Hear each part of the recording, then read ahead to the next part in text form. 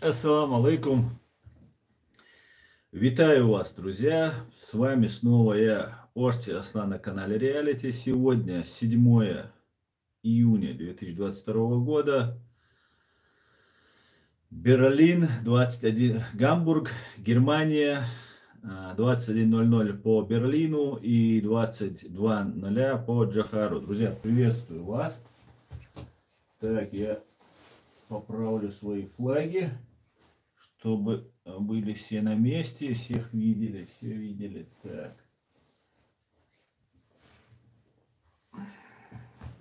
Друзья, вас рад приветствовать. У меня снова возникают проблемы на компьютере, поэтому ухожу в эфир, чтобы у нас не было проблем. Выхожу в эфир с телефона. Так, друзья, пишите ваши комментарии, добавляйте, распространяйте наш стрим в социальных сетях, разбросайте ссылку в группах, где вы есть в социальных сетях. Так, Нью Горизонт, алейкум салам, всех вас приветствую, друзья. Хойовель маш леди. И, как обычно, с начала крупномасштабного вторжения фашистской России на территорию Украины сообщаю вам сводки с полей сражений. Итак, общие боевые потери противника с 24 февраля 2022 года по 7 июня 2022 года. Общие боевые потери врага ориентировочные. Ликвидировано около 31 160 лиц, 110 за прошедшие сутки уничтожено. Танков 1390, 4 танка уничтожено за прошедшие сутки. Боевые бронированные машины 3416, 16 штук уничтожено за прошедшие сутки. Артиллерийских систем 694, соответственно 4 за сутки уничтожено. РСЗВ 207, уничтоженных больше нет. Анти-аэркрафт 96, уничтожено за сутки нет. Самолетов 212 достигла эта прекрасная цифра. Один самолет уничтожен, один русский летающий гроб уничтожен. Вертолетов 177 плюс один летающий вертолет, русский гроб. БПЛА оперативно-тактического уровня 2 штуки уничтожено за сутки. Итого их стало 553. Крылатые ракеты 125 всего уничтожено, 0 за сутки. Корабли, лодки, военные корабли 13, 0 за сутки прошедшие. Автомобильная техника и автоцистерны 2405. За сутки уничтожено 10 штук. Спецтехника 53, 0 за последние сутки. Самые большие потери противник понес на Славянском направлении. Русский враг понес наибольшие потери за минувшие сутки на Славянском направлении. Данные обновляются. Бей оккупанта, вместе мы победим, наша сила в правде. Слава Украине, друзья. Итак, друзья, давайте... у меня тут... Саламашал, Массарга Душон, Саламашал, Вежери, Дуатталы. Всех приветствую, всем рад.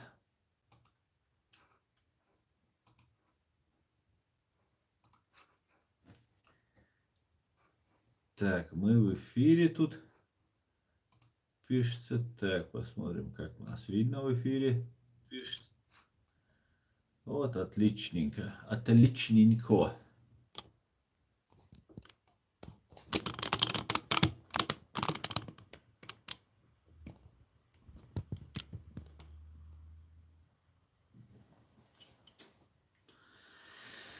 И вот так вот. Так, друзья. Пишите ваши комментарии. Перед началом хотел бы сказать, сразу, начиная с ситуации во временно оккупированной Чеченской Республике Ичкерия. В мечетях города временно оккупированного Джохара сообщают, что будет всеобщая мобилизация. Всем чеченцам говорят: готовьтесь, вас будут отправлять на войну. Не знаю, когда это произойдет. Завтра это произойдет или это произойдет через месяц. Но то, что будет всеобщая мобилизация, уже открыто говорят. Конечно же, нужно к этому быть готовым. Об этом с первых дней войны мы говорим, предупреждаем, просим, призываем. Знаем, что вот 24, если я не ошибаюсь, мая был убит Магомед Бисултанов за то, что отказался ехать воевать в Украину. И все очень серьезно. Под страхом, под угрозой убийства людей отправляют на войну. Призываю всех, не только чеченцев, я по привычке обращаюсь к чеченцам, но не только к чеченцам обращаюсь, ко всем, особенно это касается кавказцев.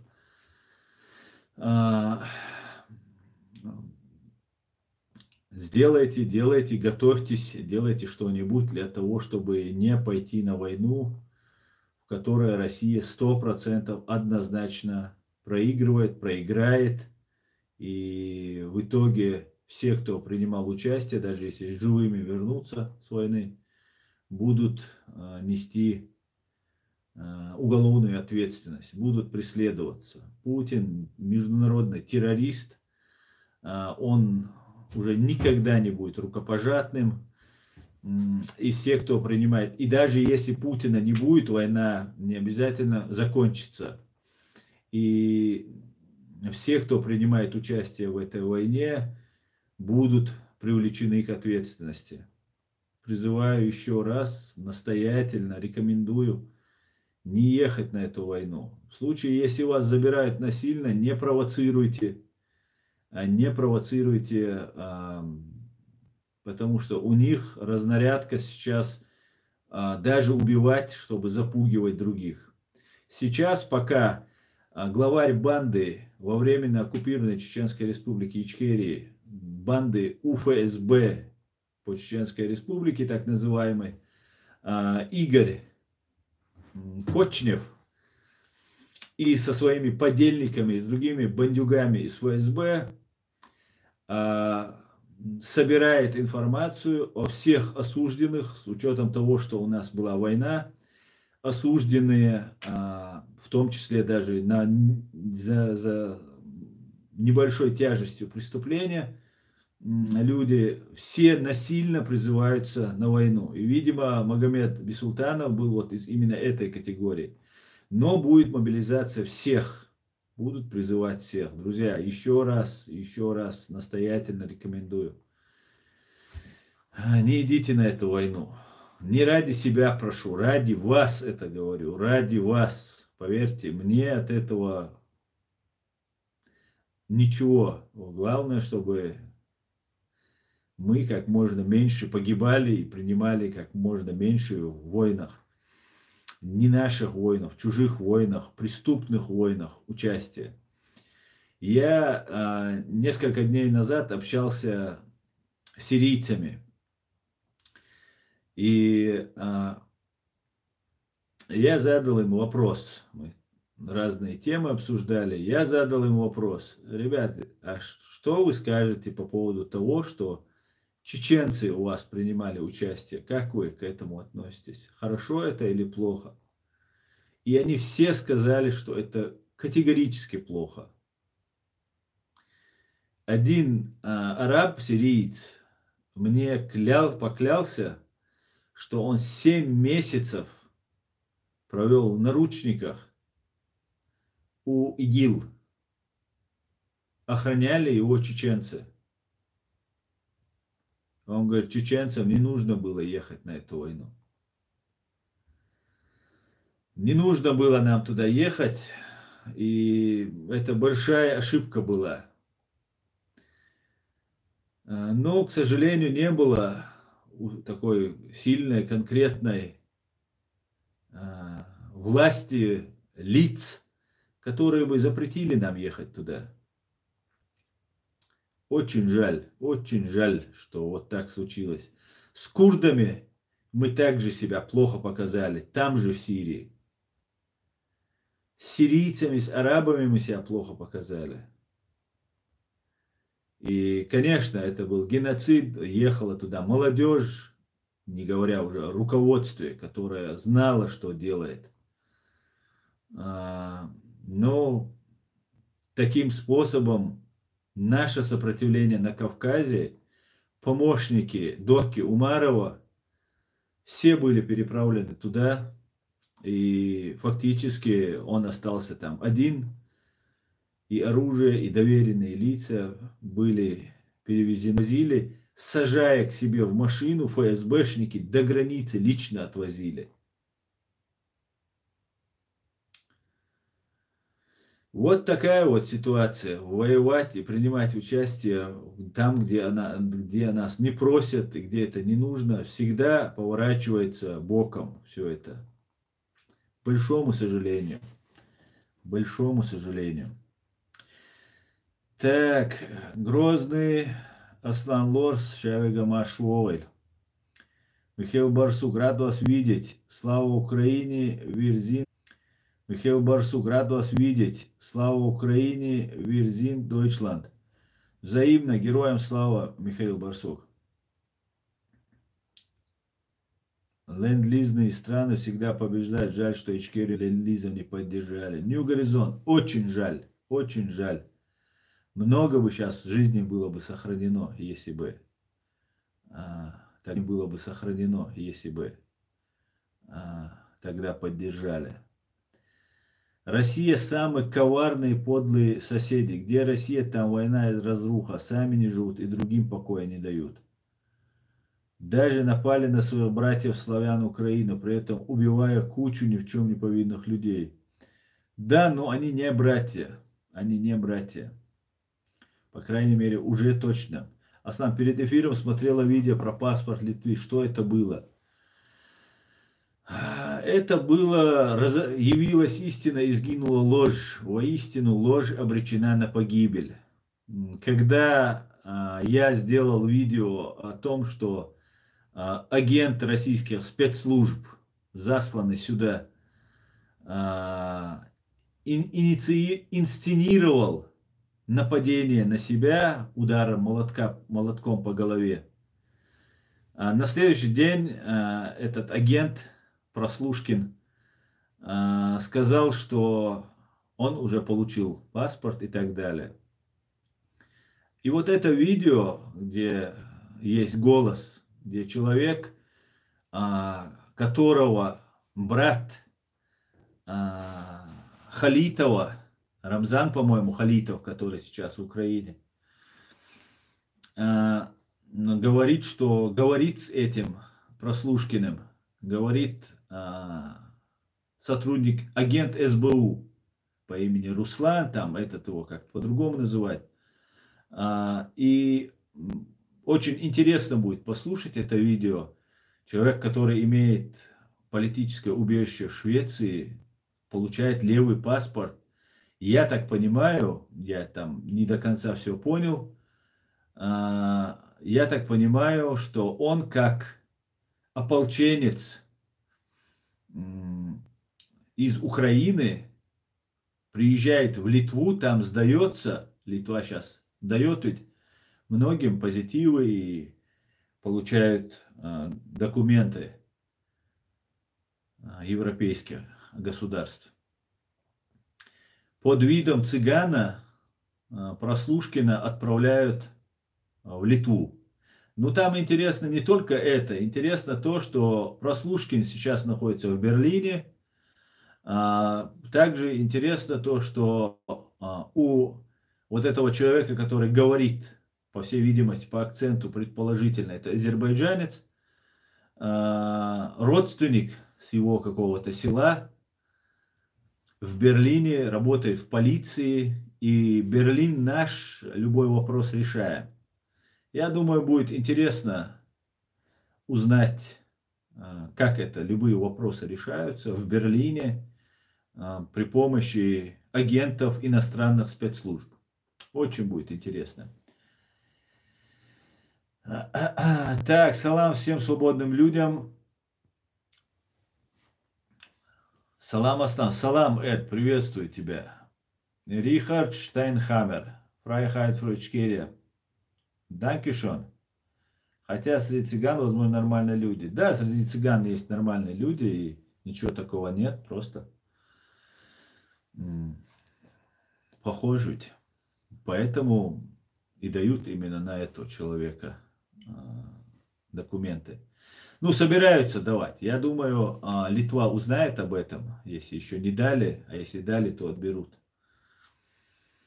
Ну, и моим литовским зрителям напоминаю, что к вам в огромном количестве засылается разная агентура. Можно посмотреть, Саша Сотник очень хорошо об этом говорит, очень четко раскладывает, называя фамилии, имена, они его коллеги, он очень хорошо их всех знает, и в этом дает много полезной информации по поводу всей агентуры. Невзоров получает гражданство. Это вообще позорище просто. Позорище. Так низко просто уронить. Это просто... Я, конечно, ни в коем случае не оправдываю Бабченко и ни в коем случае его не могу оправдать за это. Сам преступник но то, что он говорит, это абсолютно правда. Революция достоинства просто опущена ниже канализации. Это просто позор. И он не один. Женщина, которая всю жизнь была пропагандисткой, выскакивает с плакатом в новостях и говорит, вам все врут. И ей дают там какую-то эту премию Вацлава Гавела. Главред Новой газеты Муратов просто конченый, просто штампов ставить негде. Пропагандист такой лайт-версии для интеллектуалов, для Запада. Ему дают, как его называет Сотник, спецлауреат. Ну, вот такая вот, такие дела. И вот в Литву сейчас приедет Швеции паспорт получивший.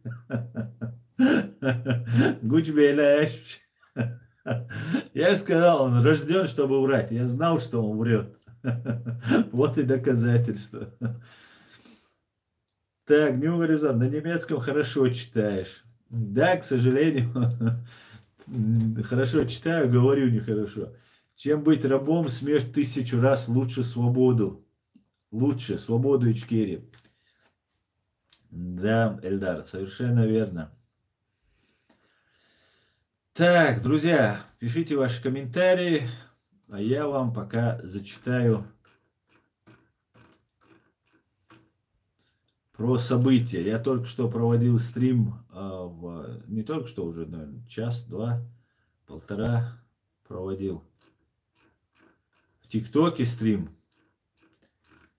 Так, я вам хотел показать, чтобы вы нашу Германию не особо тут обижали, а то любите вы тут наезжать на нашу Германию. Так, смотрите. Генеральный штаб ЗСУ 4 часа назад, 7 июня 2022 года. Вооруженные силы Украины благодарны за поддержку и помощь США. Так, это было. Министерство обороны США официально заявляет, что с 1 июня США обязались предоставить Украине высокотомобильные ракетные системы «Гиммарс» и боеприпасы. Официально информирует, что с 1 Министерство обороны. Вот, раз информация. И вторая информация, 9 часов назад. Генеральный штаб Сбройных сил Украины 7 июня 2022 года сообщает: ВСУ благодарны за поддержку и помощь Германии и Нидерландам. Вот так вот. Всем замолчать. Больше не трогайте Германию и нашего Шольца. Поддержку и помощь. Украинские военнослужащие, которые находятся на учениях, завершили теоретическую часть и приступили к практической подготовке по стрельбе с гаубиц. Об этом сообщил генеральный инспектор вооруженных сил Германии Эберхард Зорн в интервью на официальном YouTube-канале Бундесвера в 13-м выпуске. Самоходная гаубица PCH-2000, пушка калибра 155 мм на гусеничном шасси у основания танка Леопард-2. Передать PCH-2000 Украине договорились Германия и Нидерланды. Проходящие обучение украинские воины завершили теоретическую часть и приступили к практическим занятиям. Так что, друзья мои, чтобы больше ни одного камня в нашу сторону бил.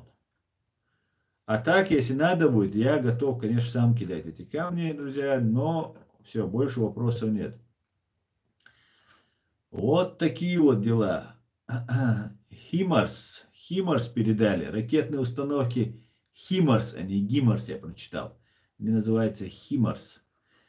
Это те самые ракеты, которые просто сносят все и вся на своем пути. И сразу же тогда на сегодняшнюю оперативную информацию по состоянию на 18:00 по Киеву 7 июня 2022 года.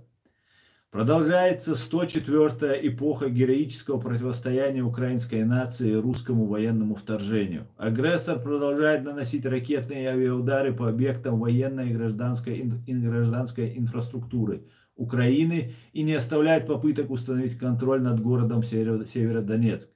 Особых изменений на Волынском и Полисском направлении нет. На Северском направлении противник активных действий не проводил. В течение суток враг обстрелял населенные пункты Сенькивка Черниговской области, Сопыч, Константиновка, Старые Вирки и Великописаревка Сумской области. На Харьковском направлении противник борется за удержание оккупированных границ, продолжает обстрел наших войск, проходит область. На Славянском направлении основные усилия врага сосредоточены на подготовке войск атаки города Славянск.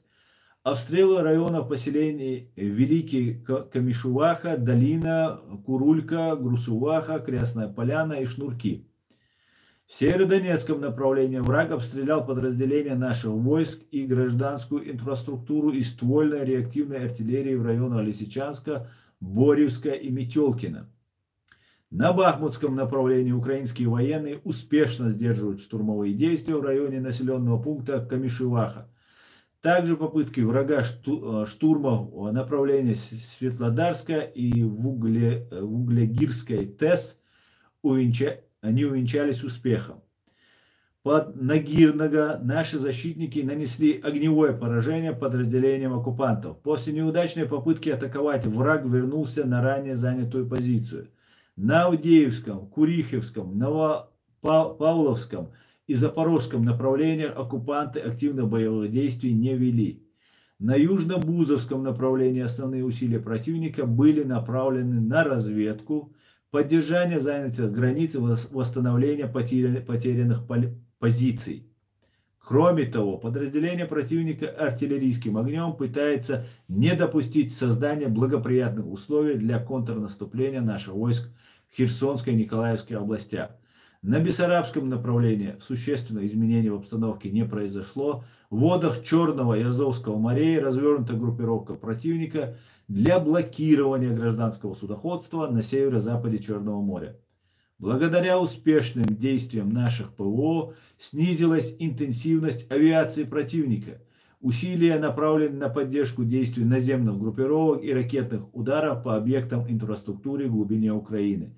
Из-за потерь личного состава и военной техники противник продолжает активно использовать гражданскую инфраструктуру и ремонтно-восстановительную базу в Луганской и Донецкой областях. Верим в ЗСУ, вместе мы победим. Далмула. Иншаллах, победим. Так, друзья,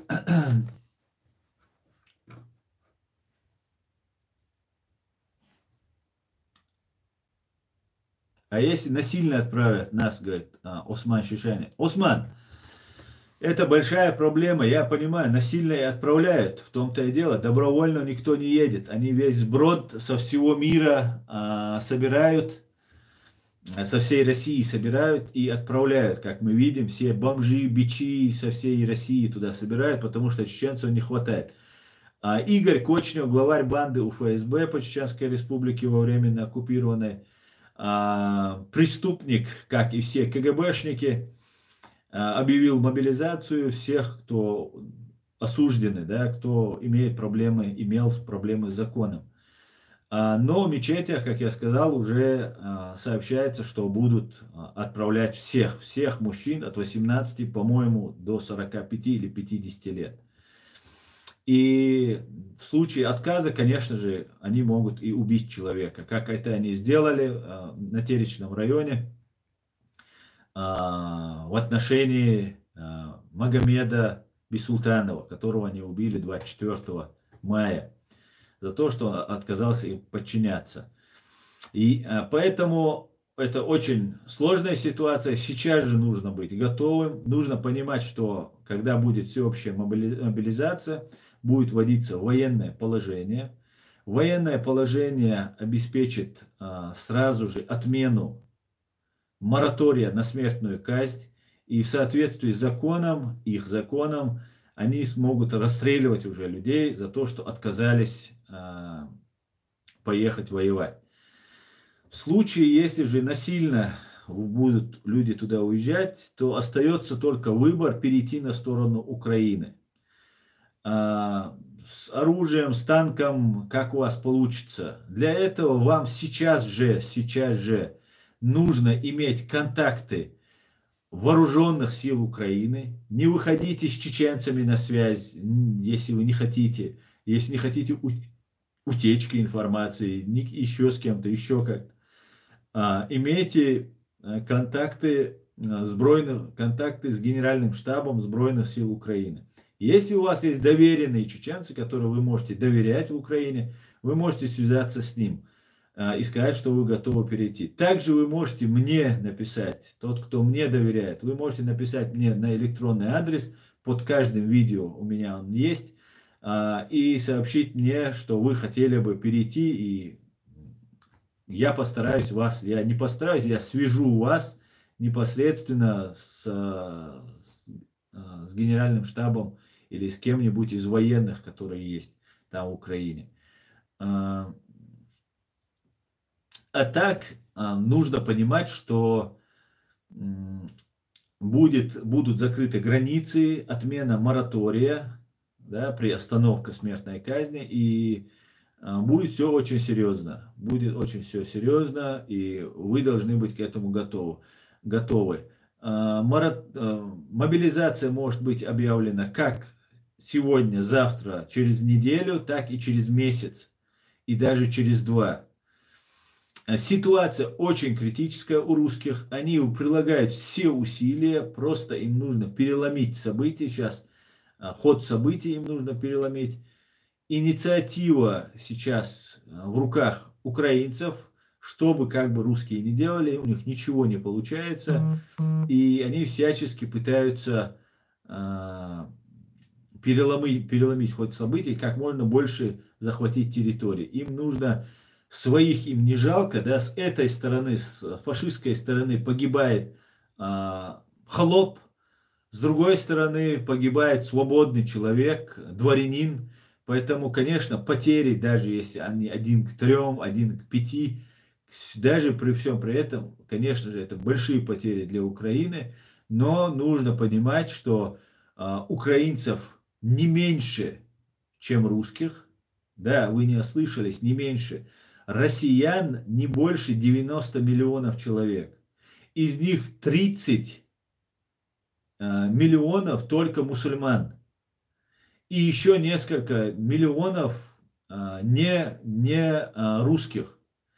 И еще среди русских есть определенный процент, небольшой, правда, и среди молодежи его больше, людей, которые не хотят воевать против Украины и всячески будут саботировать, даже если не будут принимать активных участий. Проблема русских в том, что они атомизированы, разделены и чуть-чуть трусливы.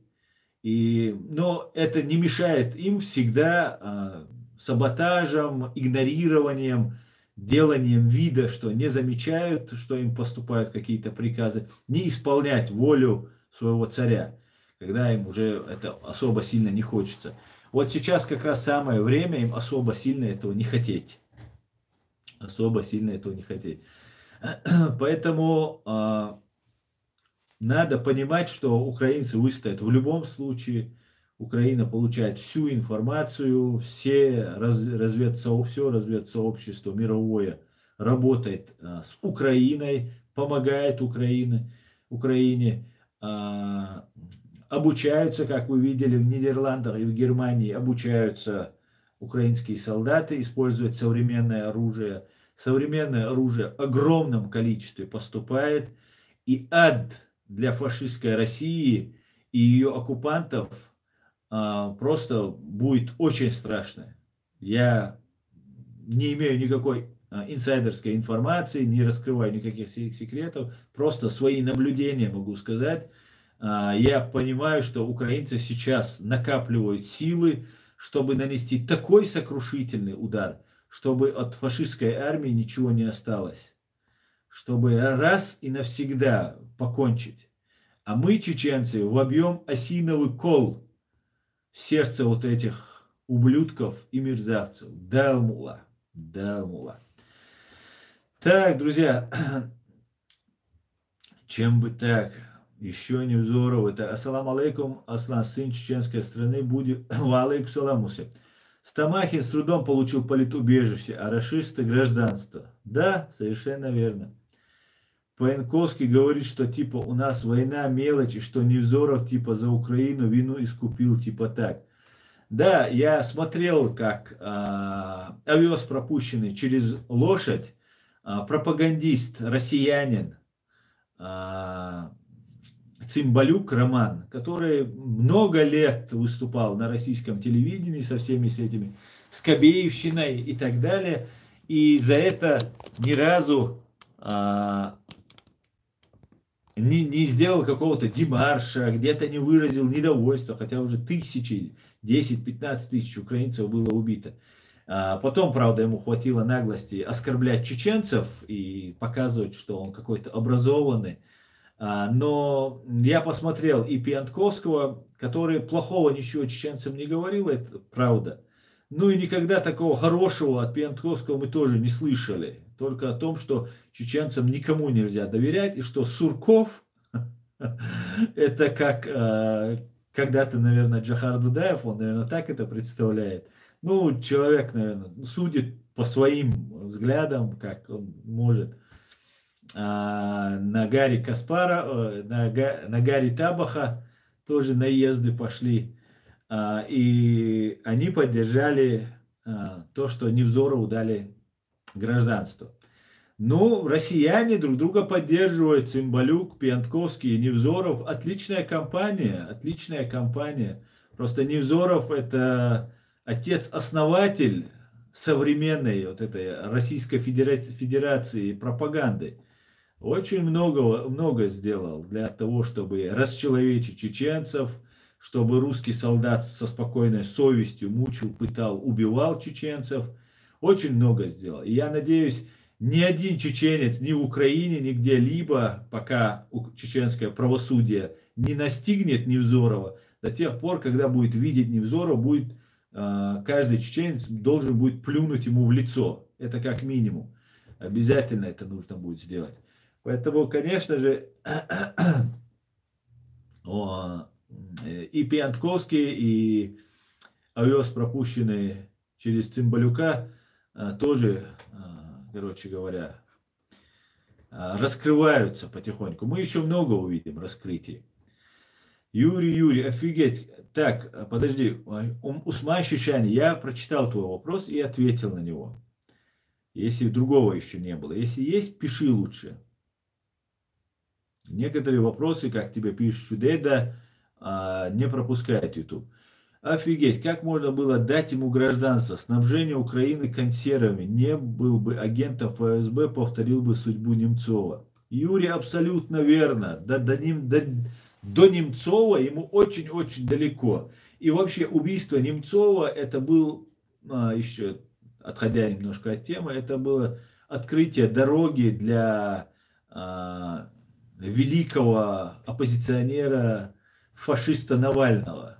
Это таким образом они убирали кандидатуру, которая реально имела вес, политический вес. А сейчас, ну, это самая большая ошибка, как сказал сотник Александр, это хуже, чем преступление, это ошибка. Репутационно Зеленский, если это гражданство не будет отозвано, что бы ни сделал Зеленский, даже если он признает Чеченскую республику Ичкерия, в моих глазах, пока у Невзорова есть гражданство Украины, это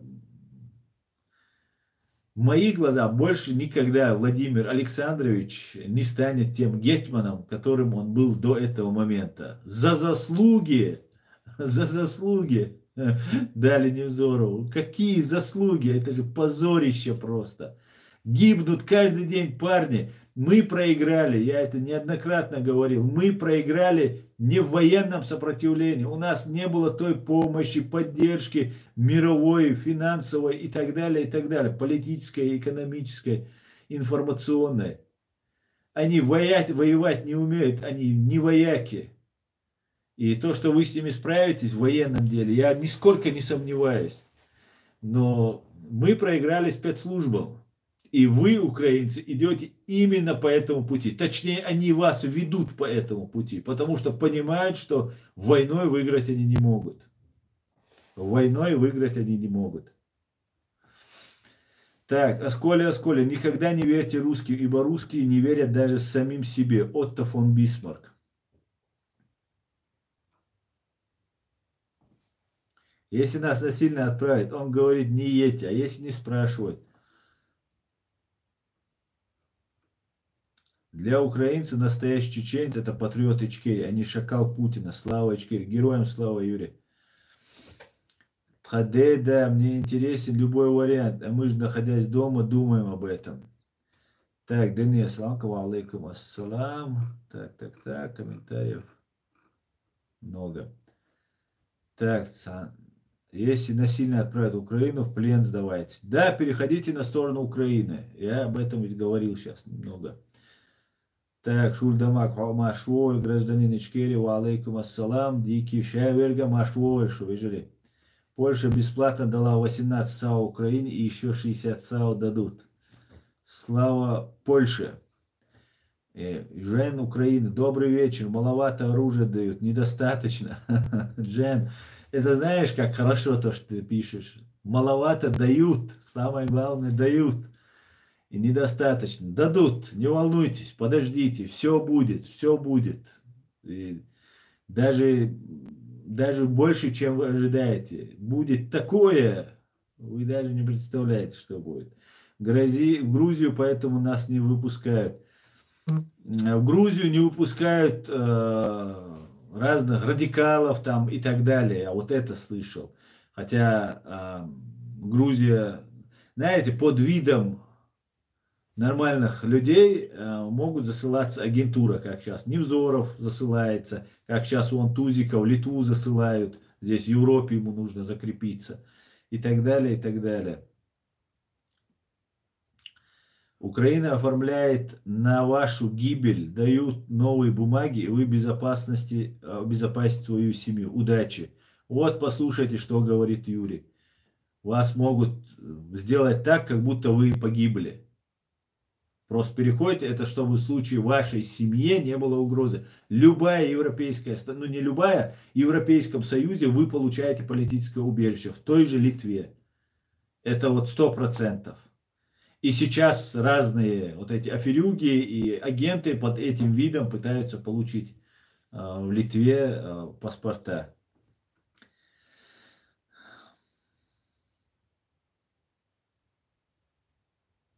Так, убитых в Украине кремируют на территории Беларуси. Из 10 тел 2-3 отправляют в Чечню на похороны. Лучше сдаться и быть преступником, чем убивать людей, которые защищают свою землю. Абсолютно с тобой согласен, Шудеда, абсолютно.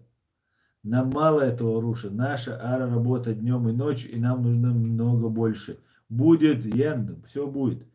Россия многонациональное государство, угнетающее свой народ. Россия империя. Империя зла. Зла и лжи. Была, есть и остается. Аслан Хезер написал книгу о нас. Надо бы аудиокнигу для интернета. Дай совет, какой лучше выбрать из голосовых программ. Имца Асумусем. Привет всем, снимаю шляпу. Господа, госпожа. Так, усохнут в хлеву. Так. Молодцы, самое главное, что оккупанта погибло как можно больше, говорит Эльдар. Енука, Россию должны признать государством-террористом. Да, Жень, абсолютно с тобой согласен. Так. Ассаламу алейкум, рамтуру, ва алейкум салам. Молодцы, главное. Так. Да, дедик, хилма, сера. Вольф, ты начал по-чеченски говорить? Пока каждый оккупант на украинской земле не отправит на тот свет, ни о каком мире речи идти не может, говорит Эльдар. Я не удалял ничего. А сообщение удалено отправителем, пишет Вольф. Ты сам удаляешь. Отправителем. Так. Русский патриот также был КГБ. Скорее всего, он все-таки агент. Рейнхард Штейнхаммер, вы вообще не понимаете систему, да? Если вы говорите по-русски, если вы пишете так, наверное, говорите. Русская православная церковь, РПЦ, духовное управление мусульман, иудаистский вот этот, отдел и буддийский. Это все отделы КГБ. Все они подчиняются, отчитываются КГБшникам.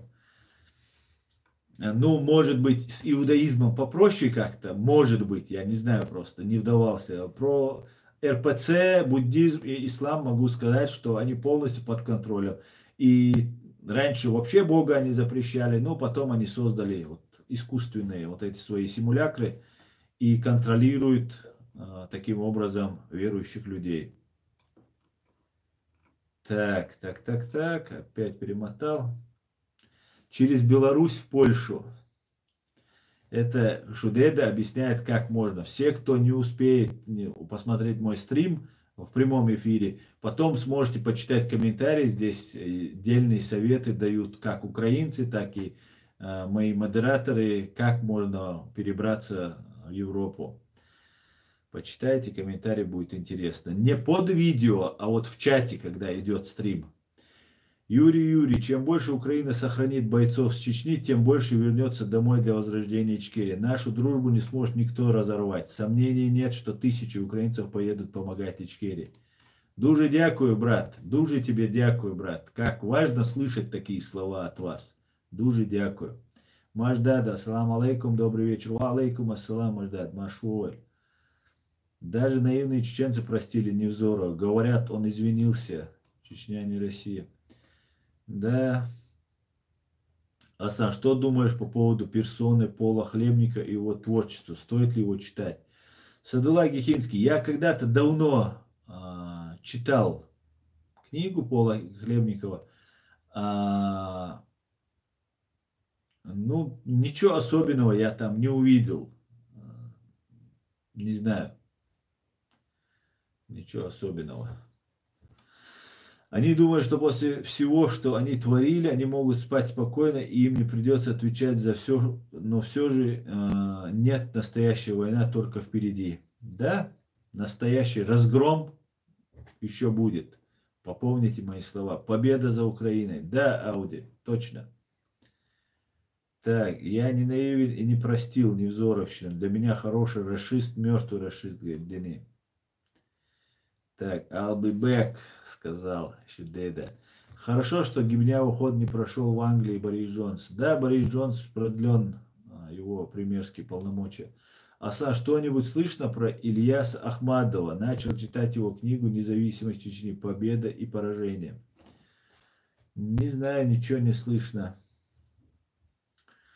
Какие потери у России и Украины? Потери в самом начале стрима я вам рассказал. Более 31 тысячи уже уничтожено оккупантов. Про Украину после войны узнаем. Я сегодня тоже буду за Россию, говорит Вольф. Аслан, добрый вечер. Мальков Вячеслав хотел с вами стрим провести. Мальцев, стрим провести. Не отказывай ему. Пообщайтесь, будет интересно. Кто такой Мальков? Мальцев, да? Ты его имеешь в виду? А какая тема? Я не доверяю особо всем россиянам, поэтому что-то желания особо у меня нет. New Horizon 100% религия контролируется КГБ, ФСБ. Да, именно так. Именно так. Церковь стала прислуживаться к спецслужбам СССР в 1943 году.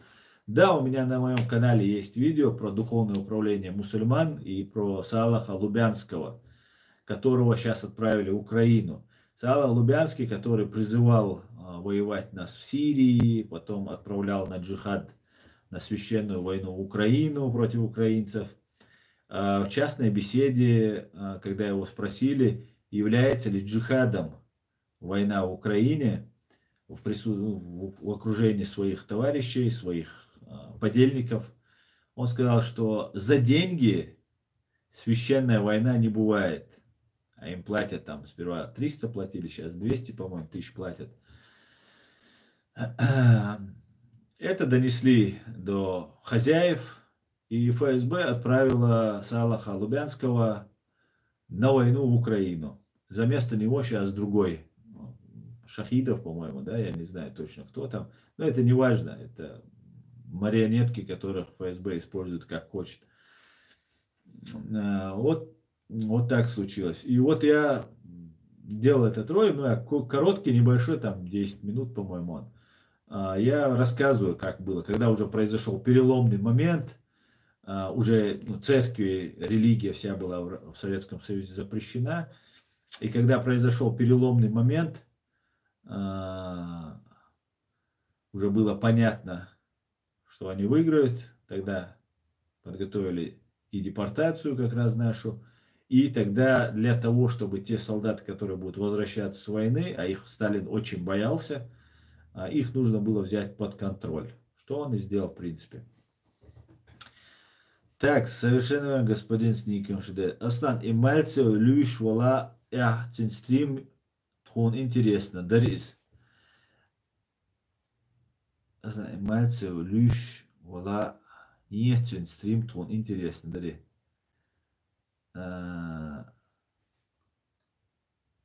Надо подумать, Чечня, не Россия. Он бадик диза, сей принцип шумаюса, и мне от них отходить особо не хотелось бы, да, цатишь суцунах. А если я не верю, что я с ним буду разговаривать? Как с другом разговаривать? Ну, как бы, как единомышленником или как на одной стороне разговаривать нет смысла. Как оппонентом, если он выступал за Путина, а я против, или он за войну в Украине, а я против, было бы, может, интересно. А так, ну что мы будем говорить? Путин плохой, да, плохой. Кадыров плохой, да, плохой. Фашистская Россия, да, фашистская. И все. И на этом никакого просто интереса не будет. Но с ним в кадре я буду. В кадре я буду. А нужно ли мне это? Мне нет. Абдулла Тимирбулат, ассаламу алейкум. И неизвестно, говорил он или нет, хочет он или нет. Этот человек, который здесь пишет с этим ником, я его в первый раз тут вижу.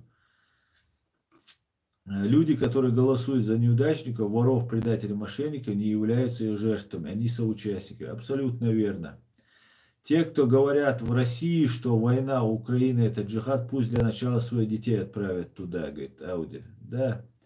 Конст, привет. Витаю, Конст. Витаю.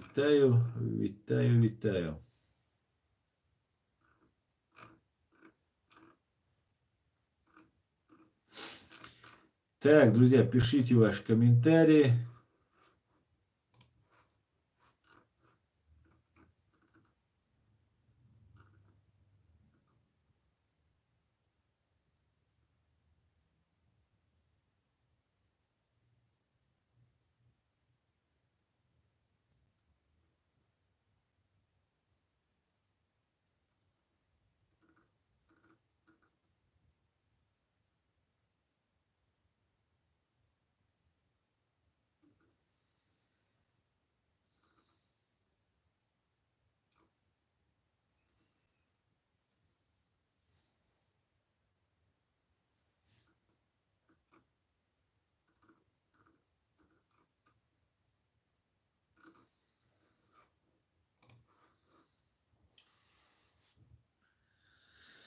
Люди говорят, так.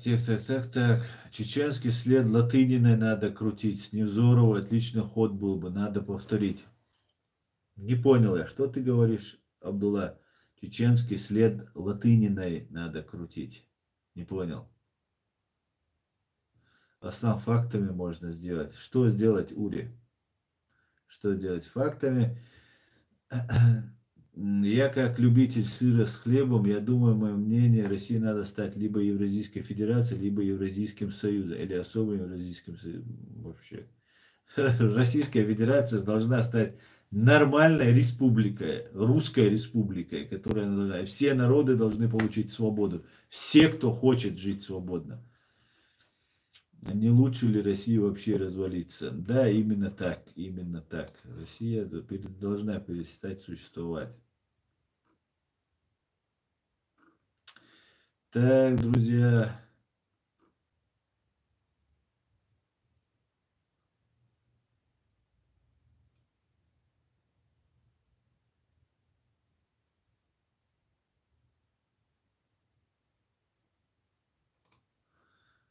Ну, не знаю, друзья, правда это или нет, что это за новость.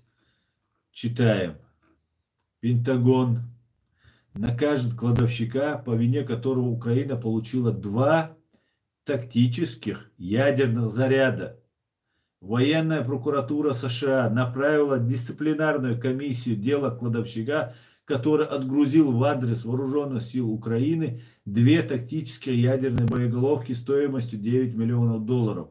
Виновному грозит штраф и разжалование. 26 мая мастер-сержант Мэтью Ковальчук, старший кладовщик арсенала американской базы Клайне Брюгель в Бельгии, должен был подготовить к отправке на Украину 150 контейнеров, в каждом из которых находилось 2 ракеты для установки залпового огня М142 «Химарс». Когда груз уже отбыл к месту назначения, в арсенале обнаружили 1 лишний контейнер с ракетами, предназначавшийся для отправки, и не нашли контейнера с ядерными тактическими ракетами, отправлять которые не предполагалось. Стало ясно, что произошла ошибка. Мастер-сержант Ковальчук проявил халатность, которая дорого ему обойдется. Как минимум на год он может забыть о повышении в звании. Кроме того, запись об этом поступке навсегда сохранится в его личном деле. Штраф $500, который он заплатит, на этом фоне выглядит мелочью, сказал главный обвинитель военной прокуратуры США полковник Джеймс Морс. Пентагон послал запрос в Генштаб Украины с просьбой найти и вернуть контейнер с ядерными ракетами. Однако там ответили, что боеприпас уже находится на передовой, и понять, куда именно ушел конкретный контейнер, не представляется возможным. Пока местонахождение ракет не установят, украинским артиллеристам приказано выбирать цели для М142 на удалении не менее 15 километров от населенных пунктов. Ребята, я не знаю, шутка или нет, но очень классная. Очень классная шутка. Так.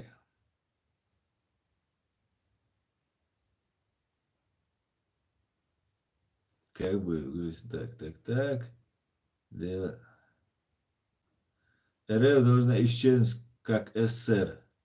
Московия будет хорошая страна. Да? Аслан, про стрим с Мальцевым. Понял, понял я тебя.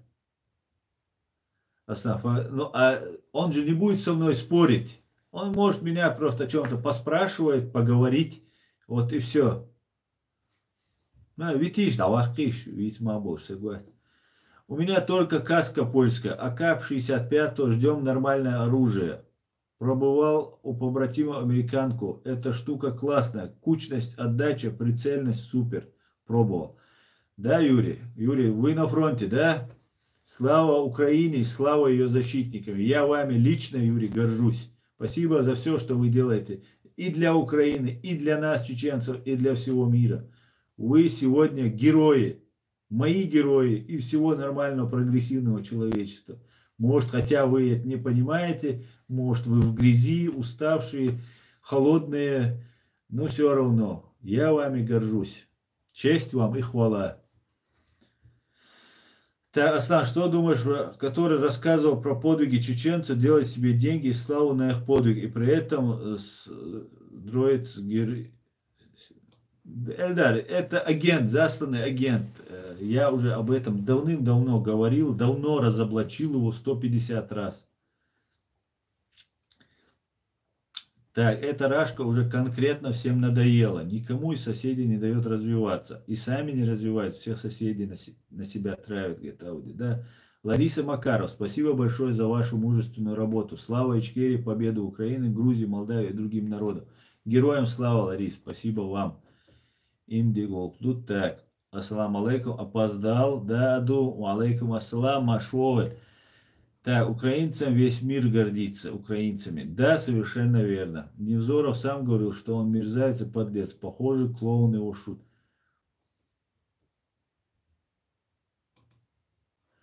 Так, Овсянникова с Невзоровым и прочими переобувальщиками кремлевские консервы, заброшенные в Европу для отбеливания рашки. Да, абсолютно, Конст, абсолютно это так. И вот еще раз я вам напоминаю, как бы это ни было ни мне, ни моим друзьям, моим согражданам говорить об этом, мы войну проиграли спецслужбам.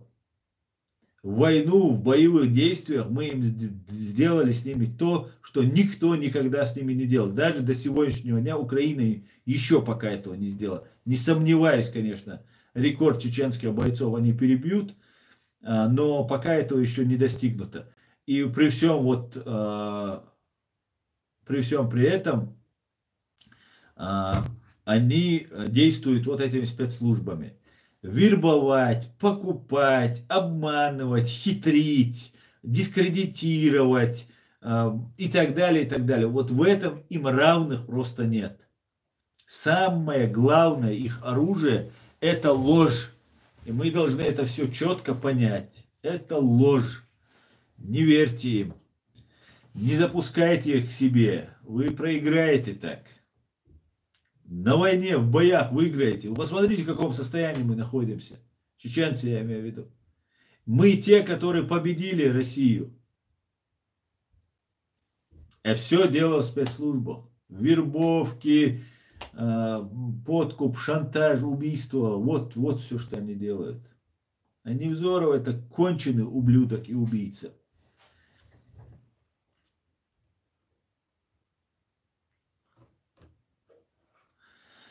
Так, друзья, пишите комментарии, а я пока сообщение от Госдепартамента США. Россия не только постоянно отказывается открыть гуманитарные коридоры в Херсон. По сообщениям, ее солдаты отбирают гуманитарные грузы. Разграбление территории до такой степени, что у населения не остается другого выхода, кроме как бежать. Это еще одна средневековая тактика, сообщает нам Госдепартамент США. Вот это русский мир. Это мы знаем.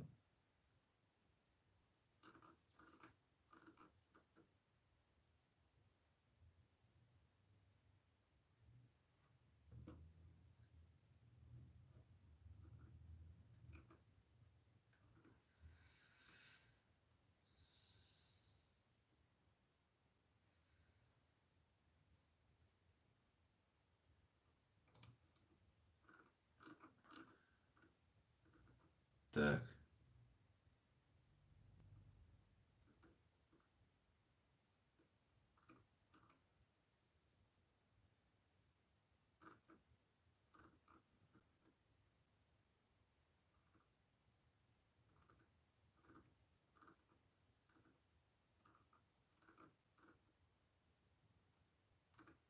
так.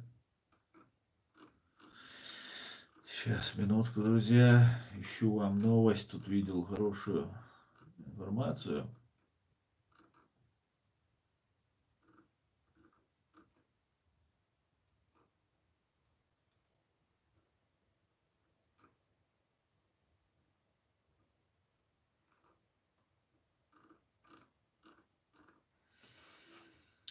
Ну ладно, что-то не могу найти. Так, Аслан, друзья, машалла, дякуємо за підтримку України. Ічкерія будет в Вильню. Григорий, дуже дякую. Из всех субъектов России больше всего из Дагестана отправляют, к сожалению. Да, Ауди отправляют из Дагестана больше всего погибших. На первом месте Дагестан считается. И потом идет Бурятия, очень много. Конечно же, всегда так было. Империи отсылает малые народы, завоеванные народы, чтобы своих потерь было меньше. Так всегда было, к большому сожалению. И пока дагестанские народы не осознают это, что они находятся в оккупации, и не начнут об этом говорить. Также стоит здесь отметить, что огромное количество дагестанцев, молодежи проходит службу в вооруженных силах фашистской России на территории временно оккупированной Чеченской Республики. Это, наверное, делается специально русскими для того, чтобы между нами осталось это навсегда, между нами это остается навсегда, такие вещи. К большому сожалению, дагестанцы идут служить в нашу республику, хотя не стоит. А разные вот эти проповедники есть такие, сосетлинские, какие-то обладинские, не помню их названия. Эти люди никогда не осуждают вот этих людей, которые идут воевать, служить на территории Чеченской Республики. Хотя большая часть, к большому сожалению и стыду, там дагестанцы служат. В Чеченской Республике, вот в этих, на Ханкале, везде, куда ни посмотришь, везде дагестанцы. Да, нет места работы, да, проблемы, да, это искусственно все делается, это мы все понимаем. Но эта война, вторая русско-чеченская, началась именно с того, что чеченцы пошли помогать двум даргинским селам Дагестан, к Чабан-Махи и Карамахи. И это была одна из попыток их привязать для развязывания войны. И это очень плохо, что там воюют. Из Дагестана много в Министерстве обороны. Да. Дагестанская молодежь тоже в пекло бросает. Да вообще кавказцы, дагестанцы, ингуши, кабардинцы, чеченцы, для них никто и ничто. Они своих не жалеют. А нас они ненавидят просто. Ненавидят. Аслан, какой самый главный факт, что агент Кремля? Там много фактов, я сейчас не буду просто сейчас углубляться, вообще место, где он работал, занимался во время войны, занимался переводами, прослушки. Еще хотел бы объяснить, я на том своем ТикТоке, в ролике говорил об этом, я его загружу после этого стрима, я загружу с ТикТока свой стрим. Луганск, где Апти Алаудинов, если брать чеченоговорящих, отправляется, это ведение ГРУ, военных. Донецк это ФСБ, чтобы вы понимали. Так они везде делают. В Ингушетии делают, в Дагестане делают, в Ингушетии меняют. В Чечне у них все общее. Кадыров напрямую подчиняется Путину. И вокруг там и ГРУшники, и ФСБшники и так далее. Вот запомните, все, кто штурмовал Мариуполь, это вооруженные силы ФСБ. Эти люди принадлежат, все вот эти лица, которых вы видите, там Челаев там был, еще какие-то там были. Это, которые, они сами-то пехота, они солдаты, но подчиняются, они непосредственно исполняют команды ФСБ. Луганск это военные, российские военные. Вот. Абдиалаудинов, как и Ибрашка, мэр Аргуна, это люди, которые работают на вооруженные силы Украины. России.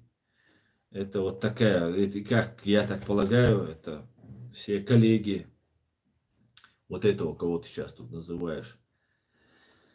Так, Адудовлетюк. На позорных лживых фильмах Невзорова, как по методичке, штампуются все новые русские фашисты. Поэтому в первую очередь нужно утилизировать творчество Невзорова, а потом уже говорить о его иллюстрации. Абсолютно верно, Адудовлетюк. Так, через 300 секунд вернется. В Дагестане очень низкий уровень жизни. У людей нет ни работы, ни денег. Поэтому молодежь идет в армию, а потом на войну. Да, Ауди, абсолютно верно. Я об этом знаю. К большому сожалению. К большомейшему. На России бывших агентов не бывает. Бывших агентов не у горизонт. Бывшим агентом может быть, если он сбежал и спрятался. Все. Если же этот человек был агентом, и как бы избавился от этого и живет, продолжает той же жизнью заниматься, делать то, что той же России, или сейчас, если приехал в Европу, занимается, этот человек, ему смертельная угроза. Таких людей убивают. Они считаются у них предателями. И до того, как его убить, по Невзорову очень много накопилось разных, да, преступлений. Этих людей ФСБ, они стучат в ФСБ там, или ГРУ, кому кто как стучит, они просто рассекретят все вот, что-нибудь из того, что он стучал. Невзоров через 4 дня после того, как Денис Султанов, Артур по кличке Динго, хотел убить Адама Осмаева и Амину Акуеву, и Амина его подстрелила, через 4 дня предоставил доказательства для Украины, что Артур Денис Султанов не гражданин Украины, а гражданин России. И они, оказывается, были знакомы. И все. И это, наверное, вся заслуга перед страной, наверное, этого Невзорова. Это позор. Никогда, я еще раз говорю, никогда я этого не прощу. Ни Зеленскому, ни Антону Геращенко, который вот это дело лоббировал, как я понимаю. Он заявил об этой новости и так далее, и так далее. И хорошо, что они дали это гражданство, потому что и Пьянковский, и Цимбалюк тоже о себе заявили и выявили. Понятно, украинцы воюют, гибнут на фронтах, а сзади готовится конкретная засада. К большому сожалению. Большому.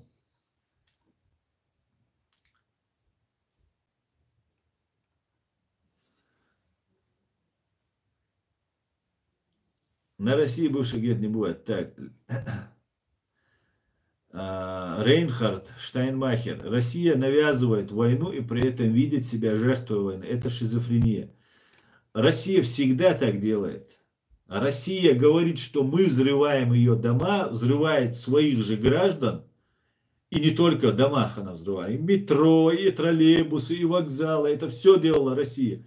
Даже если она использовала иногда каких-нибудь полезных идиотов, на самом деле всегда все исходило, голова организатором была всегда Россия. Это обычные методы ведения войны фашистской России. Она во всем такая, во всем. Если она трус, она говорит, что вы трус. Если она уважает только силу, она говорит, что вы уважаете только силу. Кто как обзывается, то так и называется. Это чисто излюбленные методы фашистской России.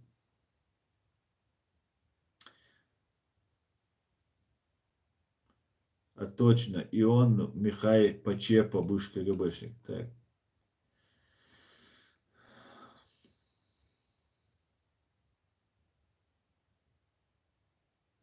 Не нужно рабочие места университеты, нужны спортзалы и мечети. Да, Шудейда, абсолютно верно.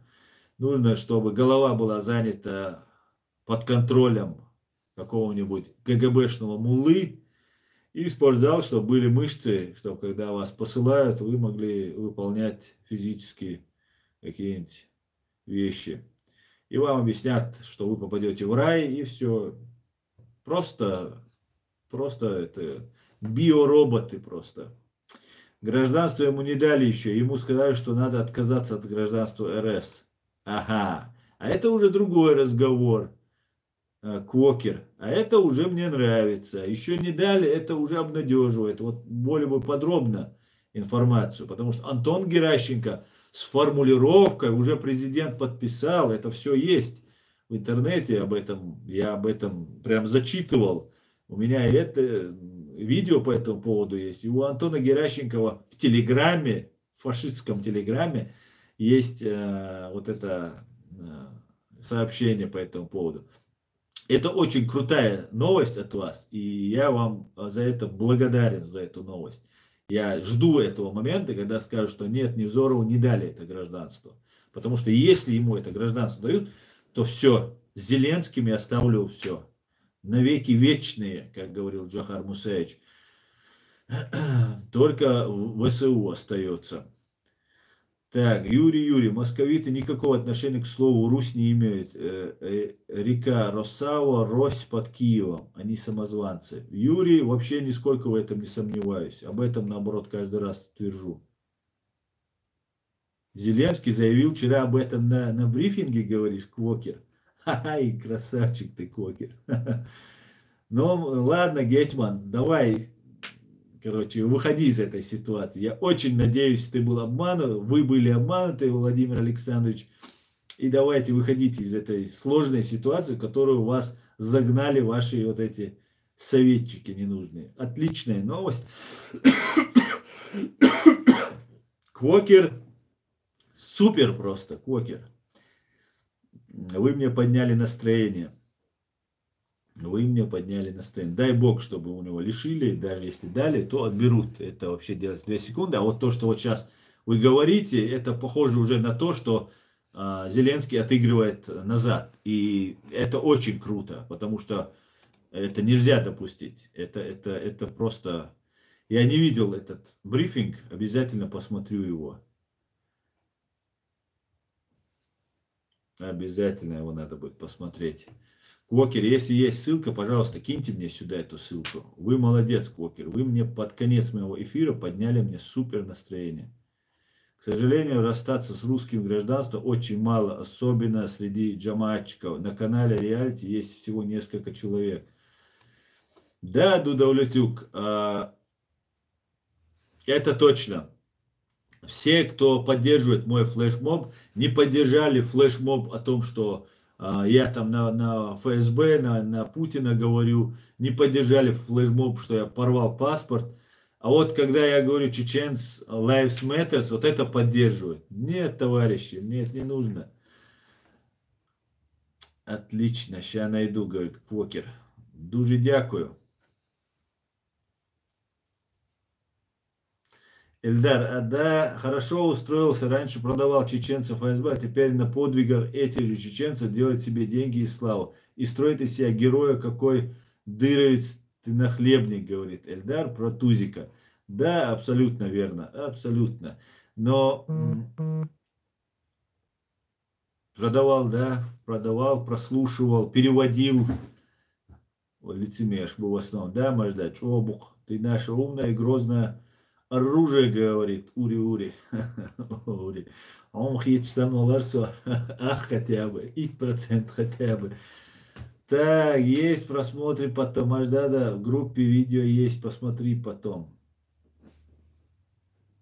Что за видео?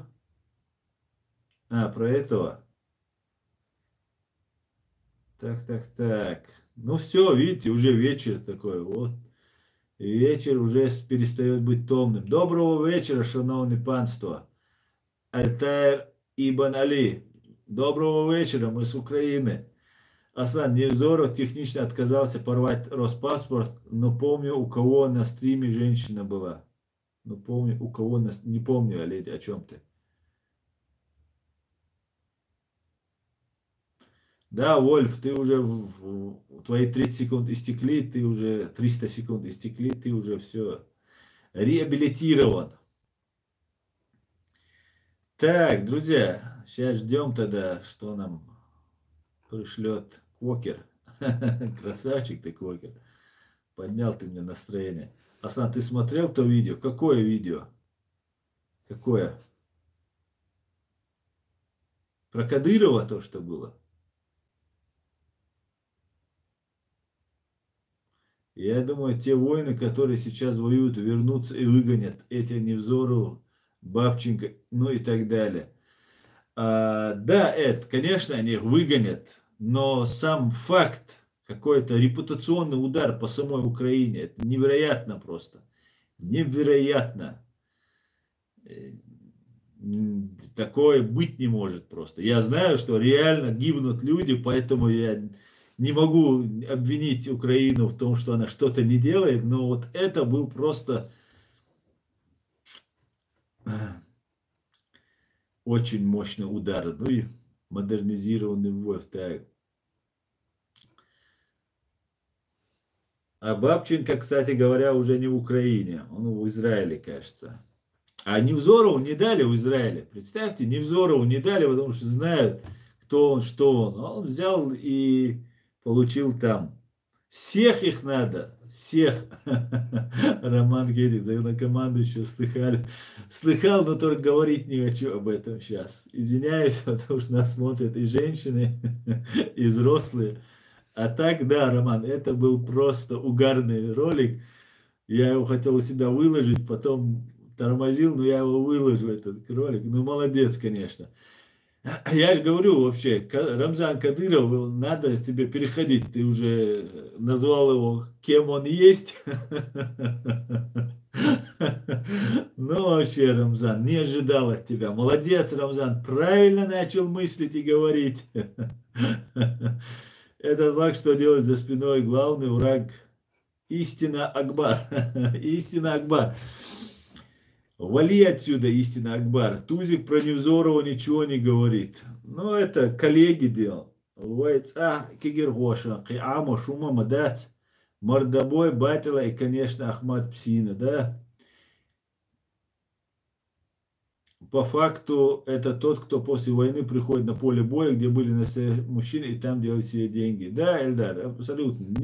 Давай не будем вот здесь обсуждать это. Не стоит он нашей секунды просто, нашего слова. Истину чухнул отсюда Мюжги Бич. Так, Аслан, Невзоров в эфире у кого-то в гостях. Ведущая спросила, порвет ли он Роспаспорт, так как получил украинское гражданство. Он технично отмазался это делать. Да, я не видел. Конечно, не порвет. Конечно, не порвет.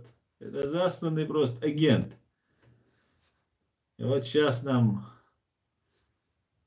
ну, не дали паспорт, уже отлично. Я вот верю к Уокеру. Посмотрим, что там дальше будет. Остузик, связь, юиц, они и мож, Хайнц красит, йохай, хат, рехтерс.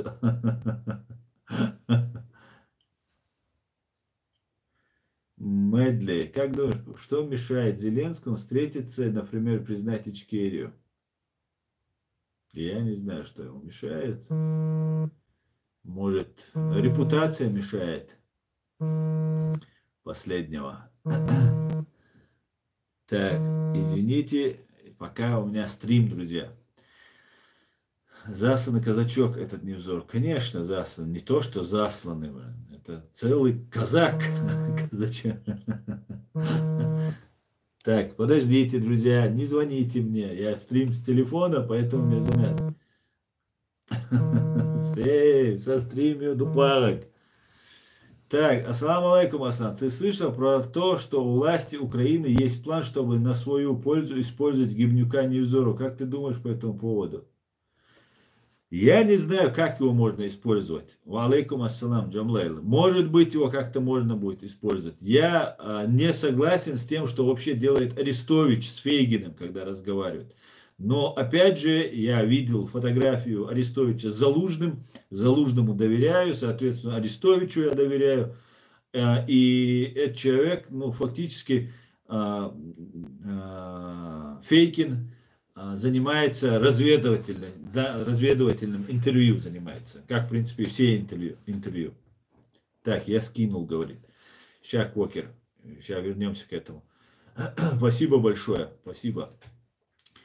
Ну, Арестовичу при всем вот этому двоякому вот этому стриму, который они каждый день проводят, претензий к Арестовичу у меня нет. Ну, кроме того, что он считает нас россиянцами. За это я считаю его россиянином. И любого я буду считать россиянином, кто нас считает россиянами. А вот то, что пригласить Невзорова за заслуги, с формулировкой за заслуги перед государством, ну это просто кто в теме, кто знает, что такое империя, КГБ, Россия, вот Невзоров, кто знает, ну это просто удар просто на репутацию, да, по репутации Зеленского, не Украины. Да, спроси Залужного, он бы его, наверное, к стенке поставил бы. Или спросить Муслима Чуберлоевского, он бы с ним тоже коротко разговаривал. Это удар по репутации Зеленского. Вот, я не могу обвинять Украину, я могу обвинить Зеленского, если он это сделает. Поэтому я не вижу, какую пользу он будет приносить. И если он приносит пользу, то я не вижу смысла с такой формулировкой и еще с гражданством. Зачем? Если же я, например, хотел бы получить гражданство Украины, и я обязательно его попрошу после войны, чисто, чтобы оно у меня было, не потому, что оно мне нужно, а чтобы я его получил. Чтобы у меня, потому что это великая страна, с которой я хотел бы дружить. И гражданином, который я хотел бы, честь имел бы. Ну, если там будет Невзоров, то, конечно, это очень странная просто формулировка получается, что использовать Гибнюка Невзорова. Можно без гражданства использовать? Можно. Украина вообще Ичкерию признает? Нет, Украина пока Ичкерию не признала, но признает, я вас уверяю, и Соединенные Штаты Америки нас признают, и Великобритания нас признает. Я вам 100% это гарантирую. Так. Да здравствуй, Железка. Так, Залужный в Сгале крутезный дядька. Да, Залужный крутой дядька. Республиканец это не ленд-лиз, а обнадеживающий провокация для Украины, но в рамках оставляющей надежду для России и целью, которая является более глобальной целью. Ну ладно, это... Говорят, что у Невзора есть влияние на народ России, поэтому у Зеленского есть план использовать его на свою пользу. Честно в это не верю, не думаю, что Гибнюк даст себя использовать. Конечно, не даст. Те, кто знает, США дает беженство. Те, кто знает, США дает беженство. Я не понял, это что ты имел в виду? Невзору я бы единственно использовал в качестве приманки на поле боя, привязав к кресту, обмазав томатом, чтобы привлечь русских солдат-спасителей, как его в фильме «Чистилище». Да-да, на крест его распять и умахать им вот так. Аслан, там твой прикол, Фейгин говорит, днем было Арестович, не вечером Штирлиц и хрен. Аслан, там такой прикол, Фейгин говорит, днем было, а Арестович не вечером Штирлиц и хрен. Не понял я. Аслан, очень много людей возмутились этим гражданством, и Зеленский отступил, Григорий Примус. Слава Украине, Григорий. Вы не представляете, как это меня радует. Это для меня, это, знаете, как холодной водой меня облили, когда я услышал эту новость. Я сразу записал видео, просто это был, я бы рвал бы, если вы видели, мой внутренний мир, если вы видели, он просто возмущался. И спасибо, что вы мне сегодня такую новость сказали. Я надеялся, на самом деле, не говорил об этом, но очень надеялся, что это гражданство будет отменено. Невзору скользкий тип на ходу меняет погоны. Или внедряется просто. Или внедряется. Может, Невзору что-то слил, и поэтому его такими словами осыпали. Мол, за заслуги. Ну, понятно, использует. Что-то он хорошее сделал. Это все я допускаю. Ну, зачем с такой формулировкой так публично давать? Тихо дали бы, потом сказали бы, вот у нас нужно было, используем. Ну, пускай добьется, покажет, есть влияние на россиян, ну, добейся этого влияния. Нет у него влияния. Влияние этого недостаточно. Эти русские, они не поднимутся, они боятся, своей тени боятся. Их запугали, и Кадыровым запугали, и ФСБ запугали, и военными, и милицией они боятся. Единственный, кто имеет реальную возможность повести за собой народ и привести приговор, что самое главное, в исполнение, это воровской мир России. На них нужно делать акцент, к ним нужно обращаться. Это самые честные люди в фашистской России. Они смогут, вот эти КГБшники, они изображают из себя, вот этих преступников, они изображают из себя этих преступников. Они в этих преступных, воровских вот этих движениях во всех участвуют. Многие у них свои агенты там есть и так далее.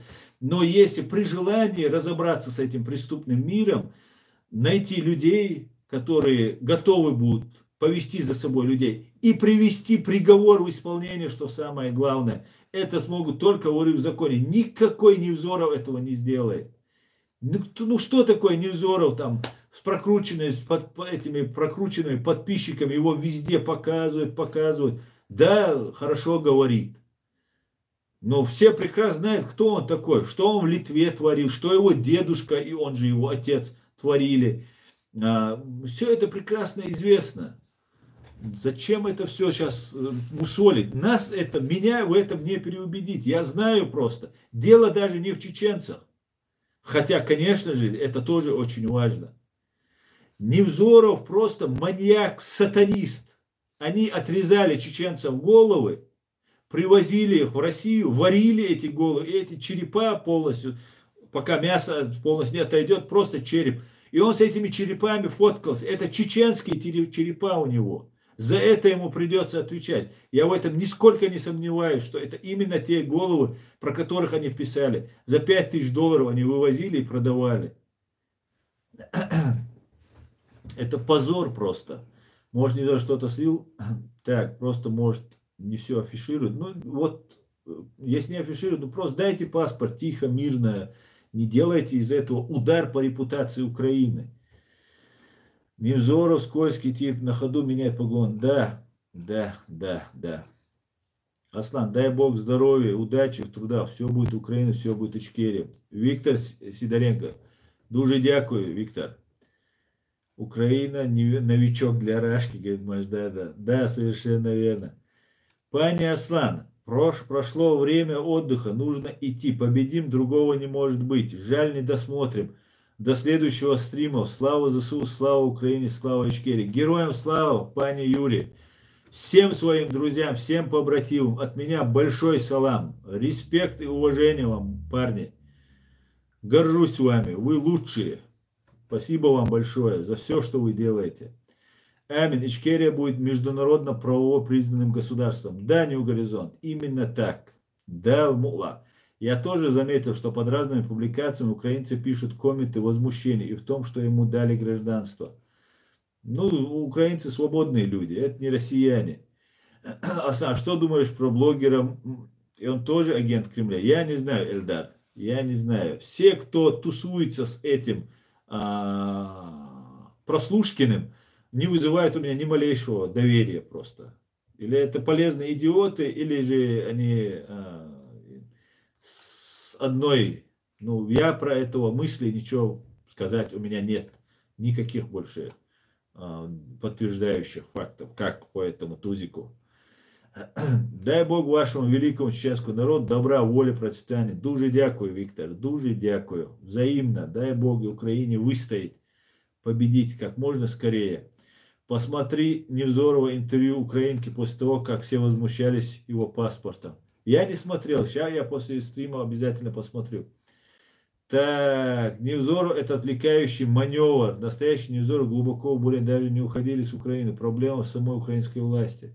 Не лучше чай Джиджи Галныч. Так, Аслан, озвучь наше согласие с Кадыровым в отношении главнокомандующего. Если он еще раз так скажет, мы поддержим его в ТикТоке. Да, Григорий, я не хотел быть на одной стороне с Кадыровым и соглашаться с ним, но тут я вынужден, Вынужден признать его правоту. Что имел в виду Джохар Дудаев, когда говорил, в России есть только один путь, но вам я его не скажу. Этот ключ у нас. Роман Хетик. Роман, этот ключ у нас есть, он сохранен, это вся информация по этому поводу имеется, но пока сказать мы его не можем. Все будет известно, как только настанет время. Мухаммад Магомадов, ассаламу алейкум, делайте стрим чуть меньше и смотреть будет интересно. Мухаммад Магомадов, алейкум салам, спасибо за совет. Поэтому на этом наш стрим я заканчиваю. Спасибо, что смотрите, спасибо, что поддерживаете.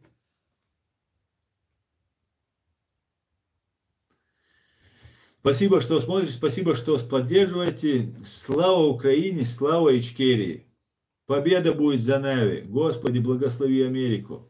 Адикюэль маш оль вежари ежари. Бюздек алёль. Не советую стримить с Мальцевым. Это принято делать. Она свигмуа эль и она и худу. Ночи только в личку можно. Большое спасибо каналу Реалити Аснам. Вы приближаете конец преступной организации Гибняу. Хорошим людям они не дают жить и сами не живут, упыри. Да. Масаяна хуль дейрейсу Аснам Лорс. Масаяна хуль. Всех благ, всего самого хорошего. Слава Украине. Победа будет за нами. Адикюэль маш оль, друзья.